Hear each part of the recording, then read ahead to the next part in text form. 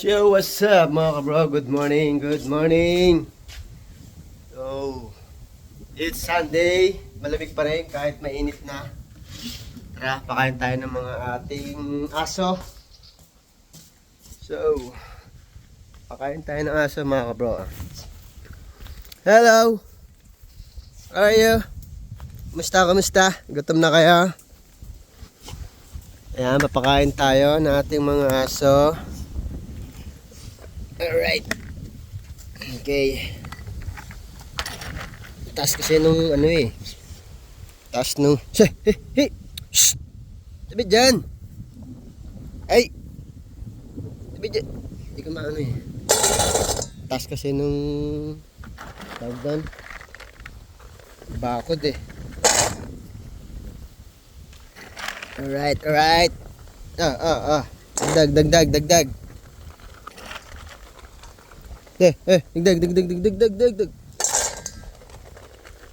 Narang mo eh.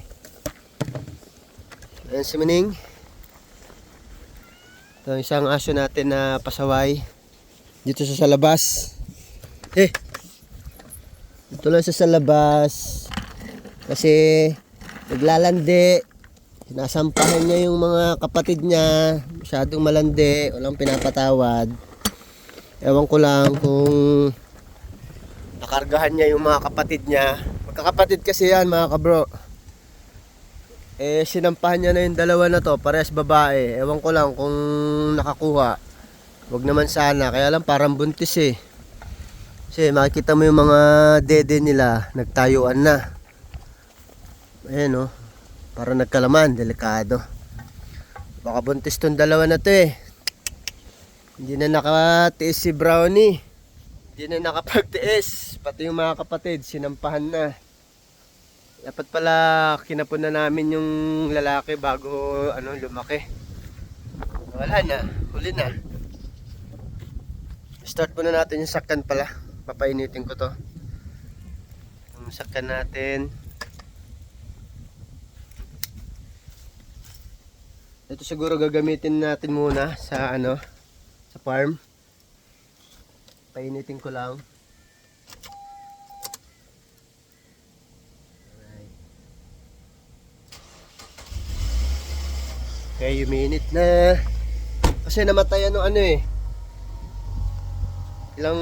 buwan ko yata hindi ginamit yan. Tapos nakalimutan kong painitin. Ayun, nalobat tong sasakyan natin na isa.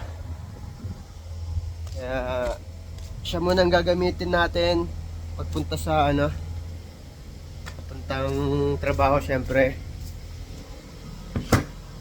initin lang natin di na rin nalinisan, hindi pa nililinisan, mamaya ililinisan o kaya doon na lang sa farm siguro, mas libre tubig. Yung pajero muna magpapahinga ngayon. Ito muna ang gagamitin natin para uminit naman siya. Tagal siya natambay mga kabro. Tagal natin hindi nagamit to eh. Siguro 3 buwan. So yeah mga kabro welcome ulit sa ating video. Ngayon lang ulit tayo sinipag mag video. Okay, siguro tuyo na tong sampay natin. Yan, kahit pa paano tuyo na siguro yan. Kasi maganda na yung sikat ng araw.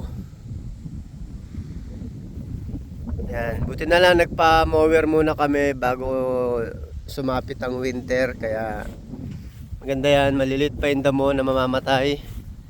Kasi kung di namin pinamower yan, baka matataas yan tapos magiging brown.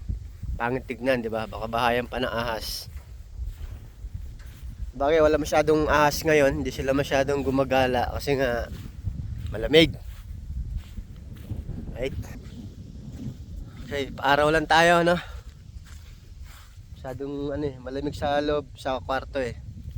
Paaraw naman tayo kahit paano. Okay, welcome ulit sa ating video. Sa ating Sunday. Siyempre, thank you Lord. Siyempre, dagdagan na naman ang ating taon. Nabot pa natin yung araw na to ng ating buhay. Siyempre, muna sa lahat, thank you kay God. At kahit pa paano, andito pa rin tayo. At yun. Woohoo! Alright. Namiss kong mag-video-video. Nakakangawit nga lang ano eh. Wala tayong tripod eh.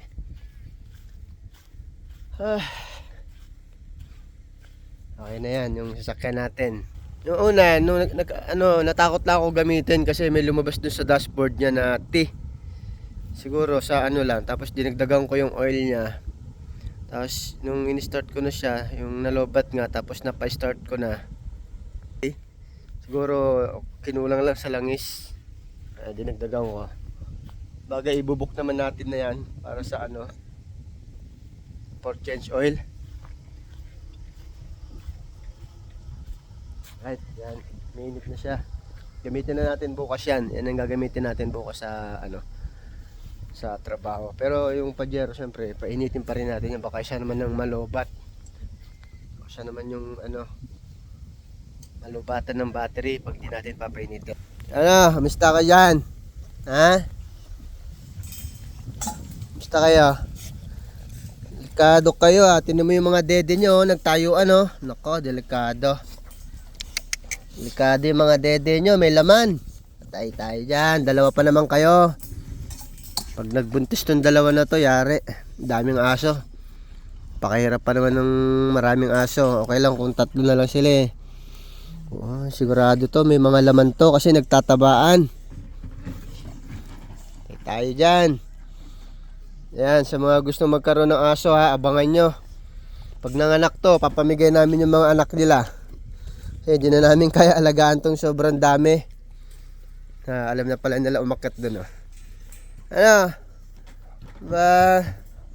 Alam na pala yung ano, akyatan dyan ah. Oh, buntis kayo? Sabay kayo buntis? Landi talaga ni Brownie. Hindi pinatawad yung kapatid eh. Inuna mo pa yung amo mo eh.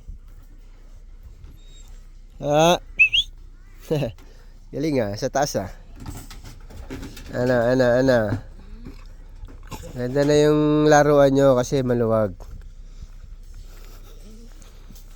Hindi ka, ano to, hindi masyado na ibaon to ah. At pala ano, kung natumba to, ako. So Brownie ha, hindi mo pinatawad yung mga kapatid mo ha. Ha? Ba't mo sinampahan yung mga kapatid mo? Baliw ka. Pag nanganak yung mga kapatid mo, dadami kayo. Madagdagan na naman yung mga palamunin dito ha, mga papakainin. Lakas-lakas nyo naman magsikain eh. Dadagdag pa kayo.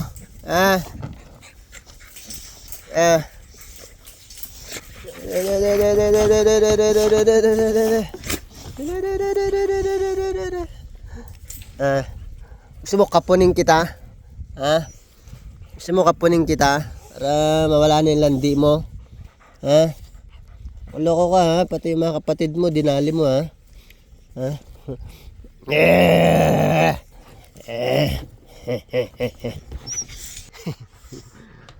Loko ka ha? Pati yung mga kapatid mo, dinali mo ha? Ay, nako. Dami ko na namang kalmot. Umiiwas akong lumapit eh. Ang tatalim ng kuko eh. Sakit pa naman ng kalmot. Bumabaon talaga yung ano niya. Loko ka, dadami na kayo na naman dito. Namiss mo ako.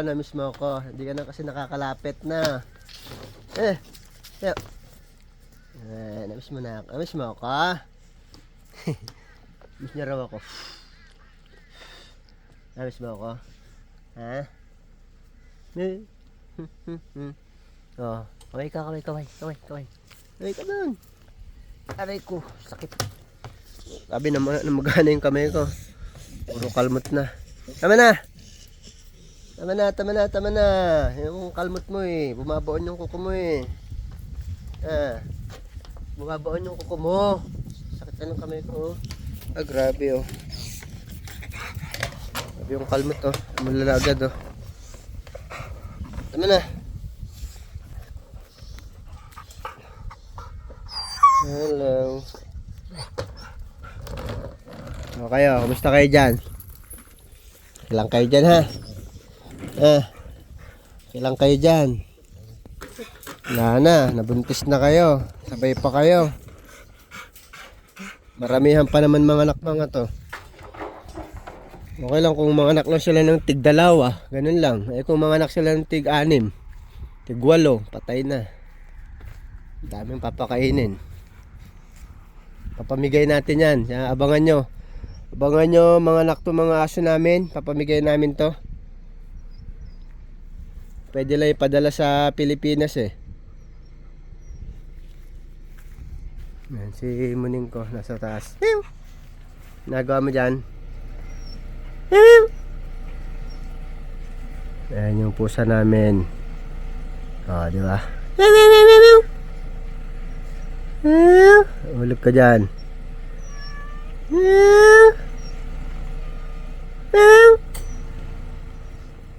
Ayan mga kasama namin dito. Okay na siguro yun. Minute na siguro yung sasakyan. Dami kong kalmot tuloy. Grabe yun. Sakit. Sapdi ah. Yan. Init lang. Para hindi lamigin para bukas. Wala na yung lumabas na tea. Kasi noon kaya hindi ko siya ginagamit. Meron siya lumabas na tea. Eh ngayon okay na. Marami pa naman guys. Gas. Pwede pa yan. Bukas pagka ano siguro. Okay. Na ulit si Mazda na gamitin.